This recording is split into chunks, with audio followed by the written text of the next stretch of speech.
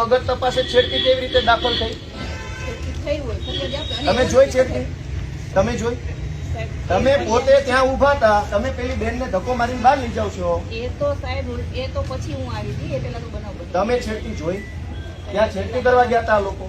બનાવ બની. હું શું કહું, આ છેડતી કરવા ગયા હતા ત્યાં? એ છેડતી કેન્દ્ર છે, એ કોલેજ છે, તો ત્યાં છેડતી કરવા ગયા?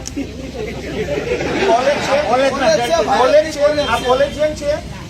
તો ટેકાના ભાવની ખરીદી કરનારા લોકો ખેડૂત પાસેથી પૈસા માંગે છે, એના માટે થઈને કોઈએ એમને જાણ કરી, તો આનું શું છે?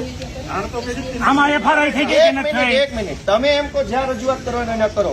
પ્રાંત અધિકારીને 18, 19, 20 તારીખે 3 વખત રજૂઆત કરી.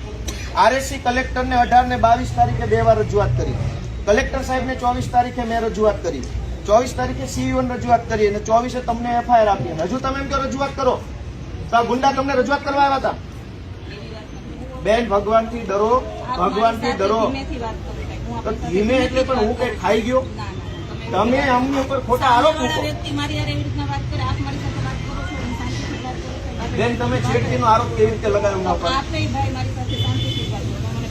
હાલો, પગે લાગુ. લો, છેડતીનો આરોપ કેવી રીતે કર્યો? કેવી રીતે છેડતી કરી હમણે? નહીં, કેવી રીતે છેડતી કરી હમણે? છેડતી હરિયાળીનો બધું કે છે, મેં કીધું. પગે લાગુ તમને.